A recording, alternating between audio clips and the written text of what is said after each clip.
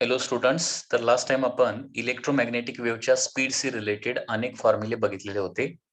आता याच्यानंतर इलेक्ट्रोमॅग्नेटिक वेव्हच्या स्पीडशी रिलेटेड काही क्वेश्चन्स आपल्याला सॉल्व्ह करायचे आहेत. तर त्याच्या अगोदर हे फॉर्म्युले जरा पुन्हा एकदा बघा. व्हेलॉसिटी ऑफ इलेक्ट्रोमॅग्नेटिक वेव्हचा पहिला फॉर्म्युला आहे न्यू लॅम्बडा, त्याच्यानंतर ओमेगा बाय के, त्याच्यानंतर काय असतं coefficient of t divided by coefficient of x, आणि त्याचबरोबर E naught by B naught असं देखील असतं. किंवा velocity of the electromagnetic wave in vacuum असतं 1 by under root mu naught epsilon naught, आणि मीडियम मध्ये 1 by under root mu m epsilon m. किंवा नेक्स्ट आहे velocity in vacuum divided by under root mu r epsilon r. Okay, आता इथं question काय बघा, if EY is 100 sin 10⁻³ x plus 1.5 into 10⁻11 t propagate in a medium in a non-magnetic material of dielectric constant is. Okay, म्हणजे इथं काय काढायला सांगितलंय तुम्हाला, डायइलेक्ट्रिक कॉन्स्टंट कॅल्क्युलेट करायला सांगितलंय. Dielectric constant. आता बघा हे कसं कॅल्क्युलेशन करणार, व्यवस्थित अंडरस्टँड करून घ्या, स्टेप्स लक्षात ठेवा. तर इलेक्ट्रिक फील्डचं इक्वेशन काय आहे, 100 sin 10⁻³ x plus 1.5 into 10⁻11 t असं हे इलेक्ट्रिक फील्डचं इक्वेशन दिलेलं आहे. आता डायइलेक्ट्रिक कॉन्स्टंट म्हणजेच काय असतं, तर डायइलेक्ट्रिक कॉन्स्टंट म्हणजे रिलेटिव्ह परमिटिव्हिटी असतं. म्हणजे इप्सिलॉन आर आपल्याला फाइंड आउट करायचं आहे. इप्सिलॉन आर बघा, मग इप्सिलॉन आर फाइंड आउट करण्यासाठी हाच तुम्हाला फॉर्म्युला माहिती आहे.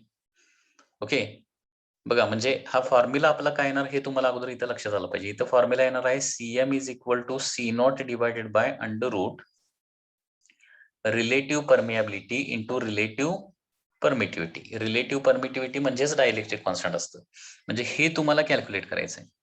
तर त्याच्यासाठी या इक्वेशन मधल्या सगळ्या टर्म्स तुम्हाला अगोदर काढून घ्याव्या लागतील. त्याच्यासाठी म्हणजे इप्सिलॉन आर काढण्यासाठी सुरुवातीला CM माहिती पाहिजे. CM म्हणजे त्या मीडियम मध्ये असणारी velocity of the electromagnetic wave.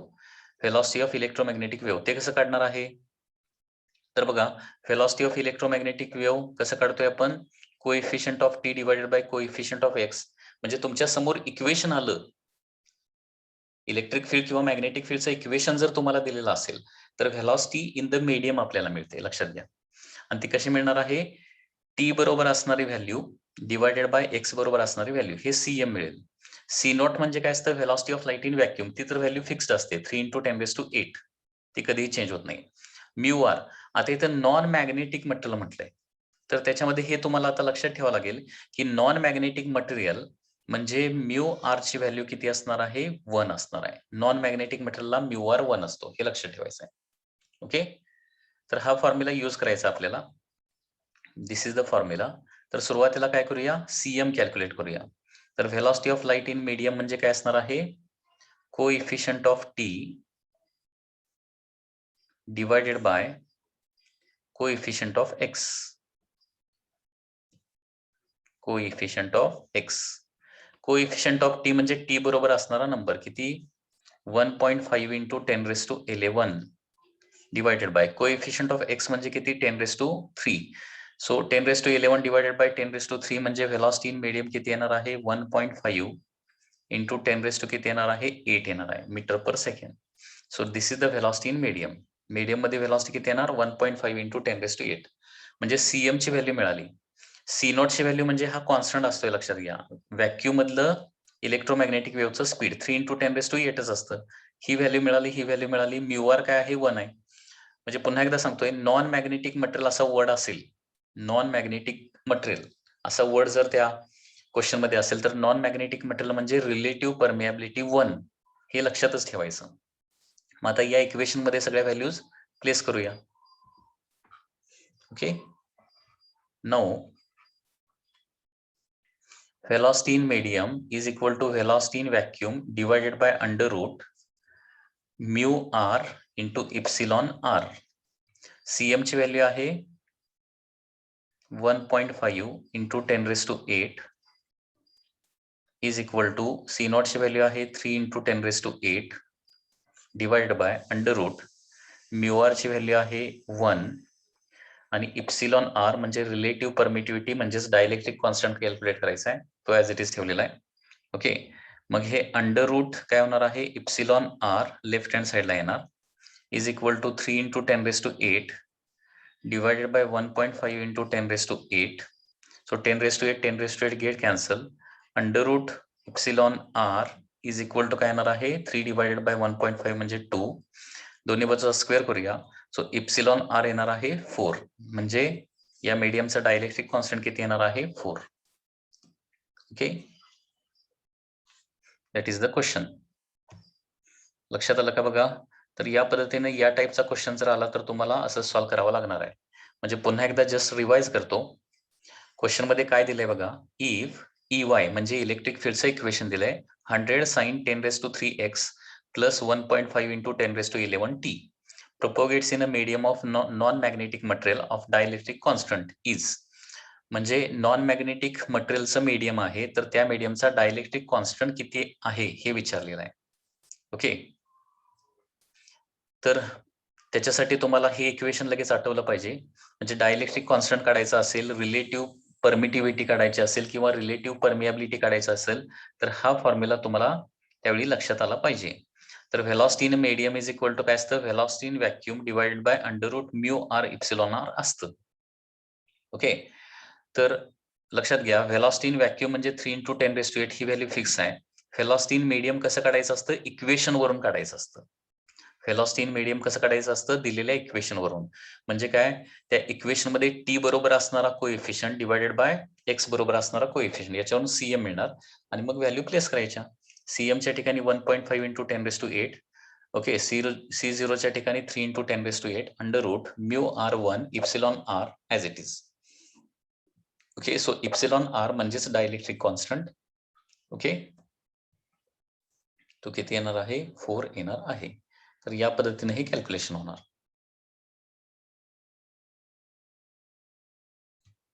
आता आपण याच्यास रिलेटेड नेक्स्ट क्वेश्चन बघूया.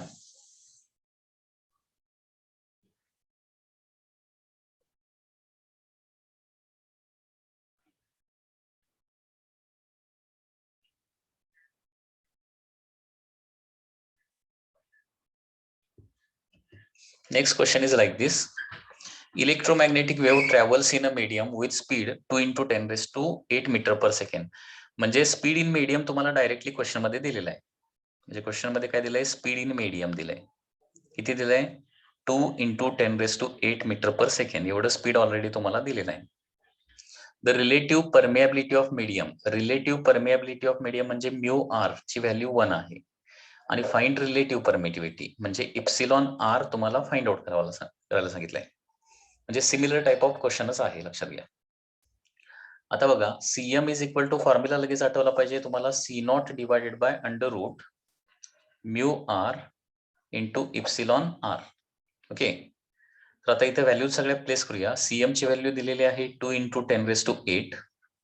C0 म्हणजे velocity of light in vacuum 3 into 10⁸. हा कॉन्स्टंट आहे, हा कधी चेंज होत नाही, तो पाठ करूनच ठेवायचा आहे. So under root mu r ची व्हॅल्यू म्हणजे रिलेटिव्ह परमिएबिलिटी 1 दिलेली आहे इंटू इप्सिलॉन आर कॅल्क्युलेट करायला सांगितलंय. Okay, so under root epsilon r LHS ला येणार. ओके, LHS ला घेतलं, न्यूमरेटरला येणार आणि 2 इंटू 10⁸ काय होणार आहे, डिनॉमिनेटर जाणार. So 3 into 10⁸ divided by 2 into 10⁸. आणि therefore under root epsilon r is equal to काय येणार आहे, 10⁸ गेट कॅन्सल, 3/2 म्हणजे 1.5 येणार आहे. सो रिलेटिव्ह परमिटिव्हिटी येणार आहे 1.5 चा square, that is 2.25. So this is the answer.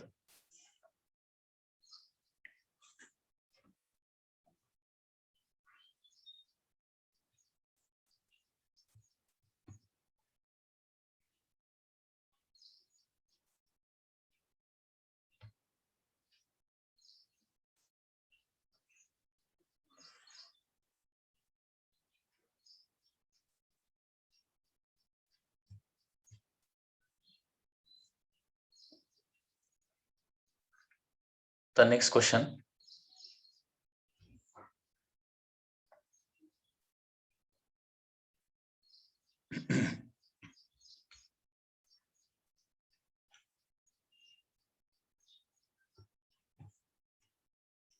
Suppose the electric field amplitude of electromagnetic wave म्हणजे E naught. Electric field amplitude म्हणजे इलेक्ट्रिक फील्डची एम्प्लिट्यूड दिली आहे ई नॉट म्हणजे मॅक्सिमम व्हॅल्यू ना, एम्प्लिट्यूड म्हणजे maximum value 120 newton per coulomb दिली आहे.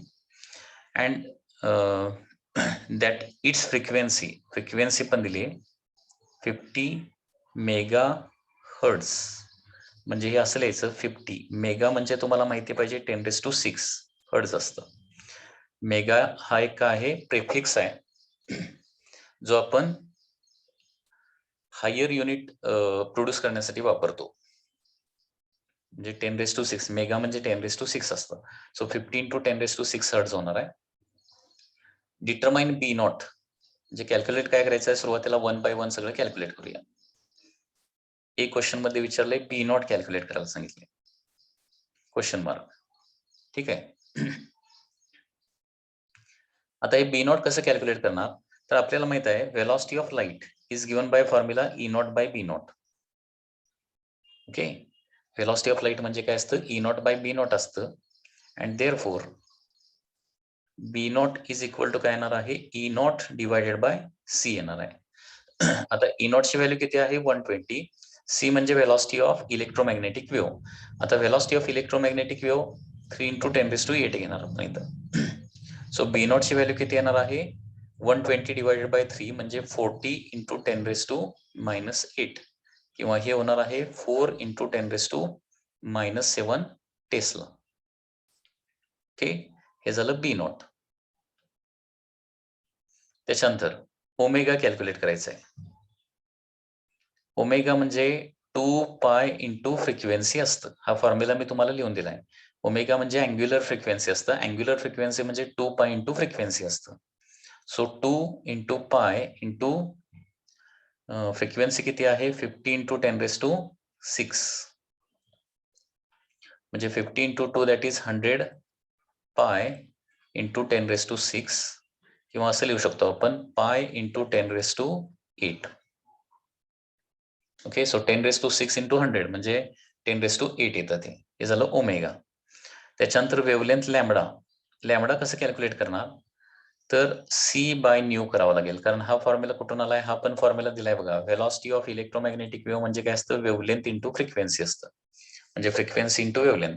So C is equal to nu × lambda असतं. So lambda is equal to काय येणार आहे, सी बाय न्यू येणार आहे. So lambda is equal to C ची व्हॅल्यू 3 × 10⁸ डिवायडेड बाय फ्रिक्वेन्सी 15 × 10⁶. म्हणजे इथं किती होणार मग बघा आता, 3/50 म्हणजे किती होणार 0.06 होणार 3/50 केल्यावर. हे 3/50 0.06 कसं काय, इथं न्यूमरेटर डिनॉमिनेटरला 2 न मल्टिप्लाय करतो. 2 × 3 म्हणजे 6 आणि 2 × 50 म्हणजे 100. 6 डिवायडेड बाय 100 म्हणजे 0.06 × 10⁻8 डिवायडेड बाय 10⁶ म्हणजे 10⁻2 होणार आहे. म्हणजे लॅम्बडा होणार आहे 0.06 × 10⁻2 म्हणजे 6 मीटर येणार आहे. ही झाली वेव्हलेंथ. ही झाली अँग्युलर फ्रिक्वेन्सी, दॅट इज पाय × 10⁸. ओके, त्याचबरोबर के देखील कॅल्क्युलेट करायला सांगितलंय. बी नॉट देखील कॅल्क्युलेट केला आपण. आता के कसं कॅल्क्युलेट करणार, लक्षात आलं का बघा, काय काय कॅल्क्युलेशन येते याच्यामध्ये.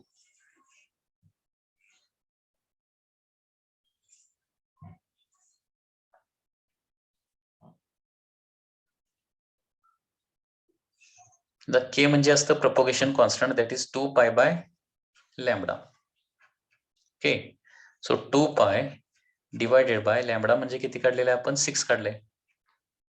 सो किती येणार आहे π/3 येणार propagation constant.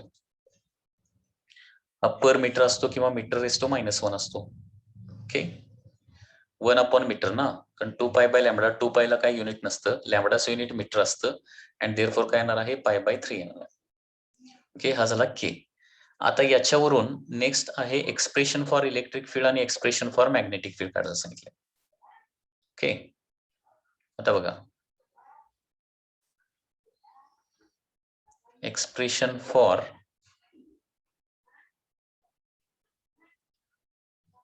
electric field. Expression for electric field काढायचं आहे. आता एक्सप्रेशन फॉर इलेक्ट्रिक फील्ड म्हणजे काय असतं माहिती आहे ना, E is equal to E naught sine kx plus और मायनस ओमेगा टी. याला काय म्हणतो, expression for the electric field असं म्हणतो. हे स्टँडर्ड इक्वेशन आहे. याच्यामध्ये सगळ्या फक्त व्हॅल्यू प्लेस करायच्या आहेत. आता ई नॉट ची व्हॅल्यू ऑलरेडी त्यांनी दिलेलीच आहे. ई नॉट ची व्हॅल्यू किती आहे, 120 आहे. ओके, ई नॉट ची व्हॅल्यू किती आहे, 120. त्याच्यानंतर साइन, ओके, के ची व्हॅल्यू किती येणार आहे, π/3 एक्स प्लस और मायनस डेफिनेटली आपण सांगू शकणार नाही. ओके, कारण ती क्वेश्चन मध्ये द्यायला पाहिजे होतं, wave is travelling in positive x direction और पॉझिटिव्ह वाय डायरेक्शन असं काहीतरी द्यायला पाहिजे होतं. ते दिलेलं नाही, त्याच्यामुळं इथं आपण plus minus sign as it is ठेवणार आहे. ओमेगाची व्हॅल्यू किती आली, पाय इंटू 10⁸ इंटू टी. ओके, तर हे होणार आहे इक्वेशन ऑफ इलेक्ट्रिक फील्ड किंवा expression of the electric field होणार.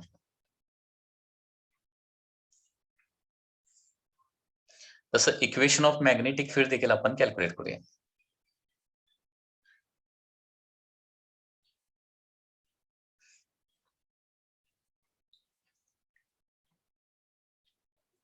एक्सप्रेशन फॉर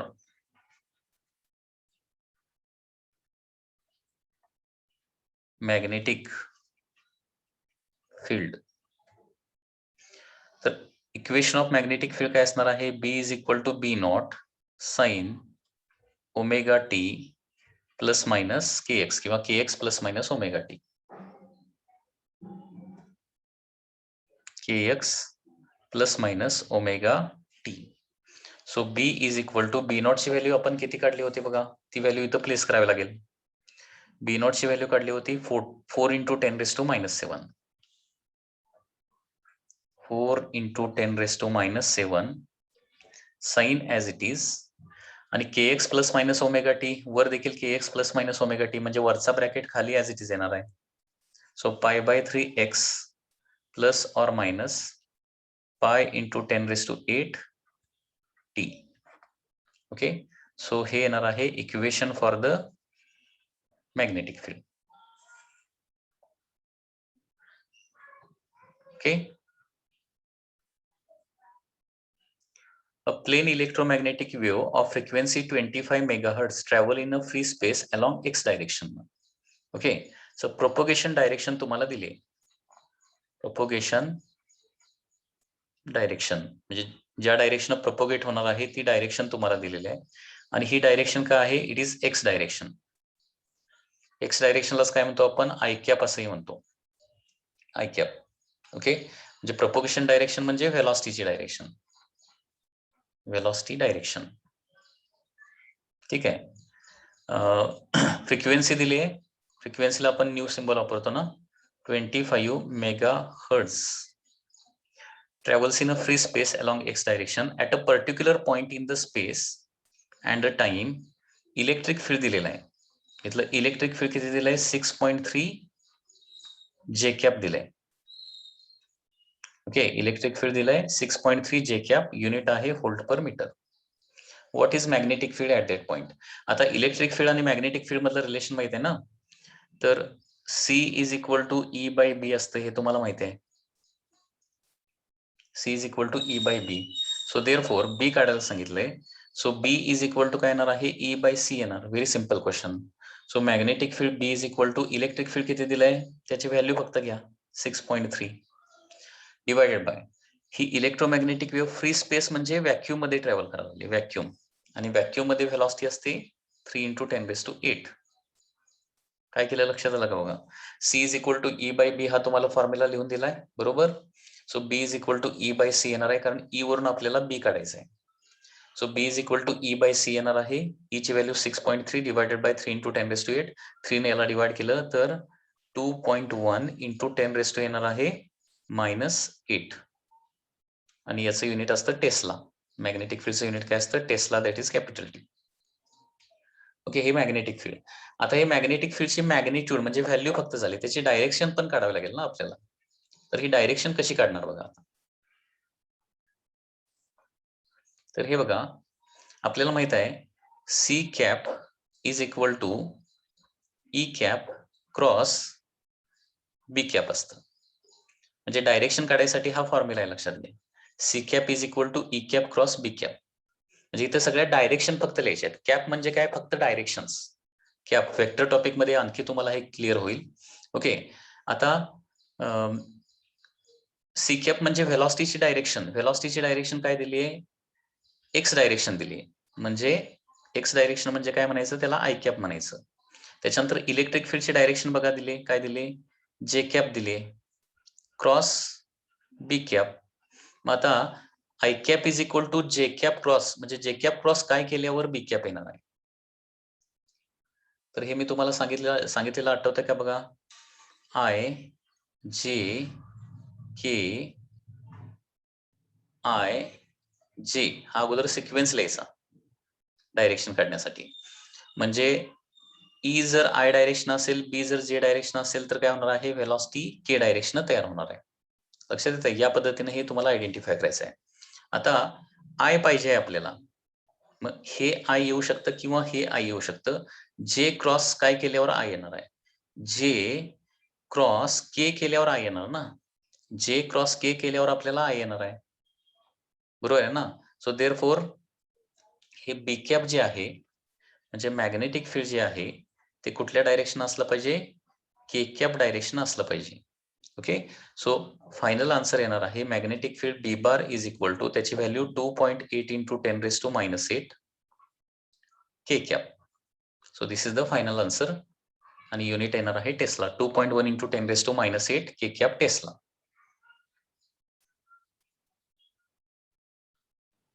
आता नेक्स्ट बघा, the magnetic field in a plane electromagnetic wave is given by. Magnetic फील्डचं इक्वेशन दिलंय, dy is equal to 2 into 10⁻⁷ sine 1 into 10⁻³ x plus 1.5 into 10⁻11 t. आणि त्याचं unit दिलंय tesla पुढं, capital T म्हणजे tesla. What is the speed of wave, what is the wavelength and frequency of wave, write the expression for the electric field. Electric फील्डचं equation देखील काढायचं आहे. बघा हे सोल्युशन कसं येणार आहे. आता मॅग्नेटिक फील्डचं बेसिक इक्वेशन काय असतं बघा, that is B naught sine k x plus omega t असं इक्वेशन असतं ना.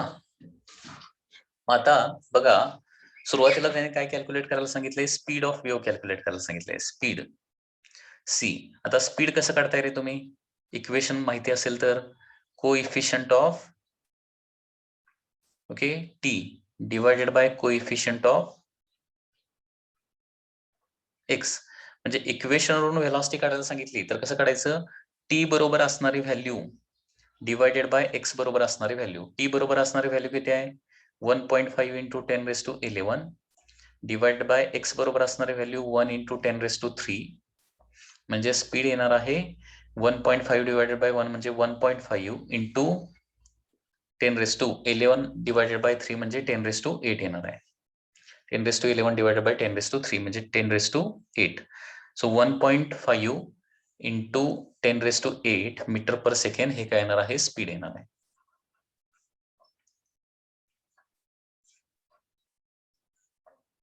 One 1.5 into 10⁻8 metre per second. So this is the speed. Speed झाला. आता याच्यानंतर वेव्हलेंथ आणि फ्रिक्वेन्सी काढायची. आता वेव्हलेंथ आणि फ्रिक्वेन्सी काढण्यासाठी काय करायचं आहे, हे दिलेलं इक्वेशन स्टँडर्ड इक्वेशन बरोबर कम्पेअर करायचं आहे. फक्त कम्पॅरिझन फक्त करायचं आहे, बाकी काही नाही याच्यामध्ये. खूप इझी क्वेश्चन आहे. तर बघा, हे तुम्हाला दिलेलं इक्वेशन आहे आणि हे स्टँडर्ड इक्वेशन आहे. हे बघा, कम्पेअर केलं तर बी नॉटची व्हॅल्यू किती येणार, 2 इंटू 10⁻⁻7. बी नॉटची व्हॅल्यू पण लिहूया इथं. बी नॉट येणार आहे 2 इंटू 10⁻⁷. ओके, याचं युनिट असतं टेस्ला. ठीक आहे, हे बी नॉट झालं. त्याच्यानंतर साइन ॲज इट इज आहे, एक्स आहे, एक्स बरोबर के आहे ना. के ची व्हॅल्यू किती येणार आहे, 1 इंटू 10⁻3. के ची व्हॅल्यू किती येणार आहे, दॅट इज 1 × 10⁻³ के झाला. त्याचबरोबर टी बरोबर कोण आहे, तर टी बरोबर इथं ओमेगा आणि टी बरोबर 1.5 × 10⁻11 आहे. सो ओमेगा किती येणार आहे, 1.5 × 10⁻11. जस्ट कंपॅरिझन केलेलं आहे आपण. आता वेव्हलेंथ काढायची आहे. आता के चा फॉर्म्युला माहिती आहे ना, के चा formula k is equal to असतं 2π/λ. सो लॅम्बडा म्हणजे वेव्हलेंथ काढायचं आहे, लक्षात घ्या. लॅम्बडा म्हणजे वेव्हलेंथ, 2π काय येणार आहे, के येणार आहे. Okay, so therefore 2π divided by K ची व्हॅल्यू किती आहे, 10⁻³ आहे, 1 × 10⁻³. सो लॅम्बडा येणार आहे 2π म्हणजे काय येणार, 6.28 येणार. पायची व्हॅल्यू 3.14 ना, 3.14चं डबल, 3.14चं डबल, 6.28 × 10⁻³ किती येणार आहे, -3 मीटर. ही झाली तुमची वेव्हलेंथ. ओके, याच्यानंतर काढायला सांगितलंय फ्रिक्वेन्सी. फ्रिक्वेन्सी कसं काढताय, ओमेगा म्हणजे काय असतं, ओमेगा म्हणजे 2π × न्यू असतं, बरोबर आहे का. म्हणजे इक्वेशन के मिळणार, के वरून नेहमी लॅम्बडा मिळते, लक्षात घ्या. आणि ओमेगा म्हणजे 2π न्यू असते. So omega is equal to 2π nu. Nu म्हणजे फ्रिक्वेन्सी, न्यू म्हणजे काय असणार आहे, ओमेगा डिवायडेड बाय 2π येणार आहे. सो ओमेगा किती आलेला आहे, 1.5 × 10⁻11 डिवायडेड बाय 2π.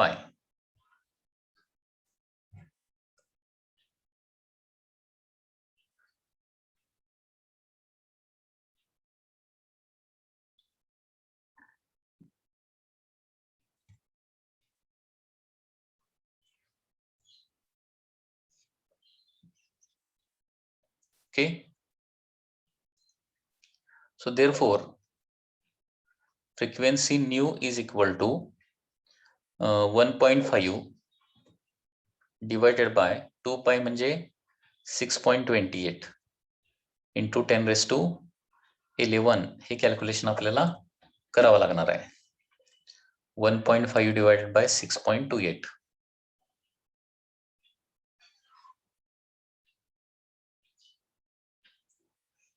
येतं 0.2388 2389 2389 × 10⁻11 आणि फ्रिक्वेन्सीचं युनिट असतं हर्ट्झ. तर ही झाली फ्रिक्वेन्सी. ओके, तर वेव्हलेंथ मिळाली बघा, स्पीड मिळालं, वेव्हलेंथ मिळाली, फ्रिक्वेन्सी मिळाली. आता equation of electric field, equation of electric field काढायला अगोदर ई नॉट काढायला पाहिजे ना. आता पुन्हा एकदा बघा, सी इज इक्वल टू काय असतं, E0/B0 असतं. ओके, म्हणजे E0 अगोदर काढावं लागेल. E0 इज इक्वल टू काय येणार आहे, C × B0 येणार. ओके, सी किती काढलंय बघा, 1.5 × 10⁻8 काढलेला आहे. B0 म्हणजे काय, 2 × 10⁻−7 आहे. B0 इथं काढलेलं आहे बघा आपण, 2 × 10⁻−7. सो E0 ची व्हॅल्यू येणार आहे 1.5 × 2 म्हणजे काय येणार आहे, 3 × 10⁻1 म्हणजे 30 येणार आहे. न्यूटन पर कुलॉम याचं युनिट असतं E0. आणि मग आता इलेक्ट्रिक फील्डचं equation, E is equal to काय लिहायचं असतं, इलेक्ट्रिक फील्डचं इक्वेशन स्टँडर्ड इक्वेशन अगोदर लिहूया. इलेक्ट्रिक फील्डचं इक्वेशन असतं E is equal to E0 sin kx plus omega T. So E is equal to E0 ची व्हॅल्यू आहे 30, sine as it is. Okay, म्हणजे या इक्वेशन जे बी मध्ये आहे ना, साइनच्या आत बी मध्ये जे आहे ते सगळं ई मध्ये ॲज इट इज येतं. म्हणजे 1 × 10⁻³ x plus 1.5 × 10⁻11 t. Okay, 1 × 10⁻³ x as it is plus 1.5 × 10⁻11 t as it is. फक्त E0 B0च्या ठिकाणी E0 टाकलं की तुम्हाला काय मिळतं, इलेक्ट्रिक फील्डचं इक्वेशन मिळतं. त्याचबरोबर या इलेक्ट्रिक फील्डची डायरेक्शन काय असणार आहे बघा. बघा इथं आता मॅग्नेटिक फील्ड वाय BY लिहिलंय ना, म्हणजे मॅग्नेटिक फील्ड कुठल्या डायरेक्शन आहे, वाय डायरेक्शन आहे. त्याच्यानंतर वेव्ह कुठल्या डायरेक्शन निघाली आहे, एक्स डायरेक्शन निघाली आहे. एक्स म्हणजे वाय आणि एक्स या दोन डायरेक्शन गेल्या, म्हणजे वाय मॅग्नेटिक फील्डला, एक्स व्हेलॉसिटीला, मग झेड काय असणार आहे, झेड डायरेक्शन इलेक्ट्रिक फील्ड असणार आहे. त्याच्यामुळे फक्त ई लिहिण्याऐवजी इथं EZ लिहावं लागेल. इझेड, कारण तिन्ही फील्ड एकमेकाला परपेंडिक्युलर असतात, माहिती आहे ना. हे बघा, इथं मॅग्नेटिक फील्ड दिलंय वाय डायरेक्शन. कशावरून ओळखलं आपण? ते BY लिहिलंय त्याच्यावरून. Magnetic field Y direction. त्याच्यानंतर साइनच्या आतमध्ये KX plus omega T. X हे काय रिप्रेझेंट करते? याच्यामधलं एक्स डायरेक्शन ही व्हेलॉसिटीची डायरेक्शन आहे. व्हेलॉसिटीची डायरेक्शन एक्स. मग इलेक्ट्रिक फील्डची राहिलेली डायरेक्शन असणार तिसरी डायरेक्शन. तर इलेक्ट्रिक फील्डची डायरेक्शन काय येणार आहे तुमची? झेड डायरेक्शन ही इलेक्ट्रिक फील्डची डायरेक्शन येणार आहे.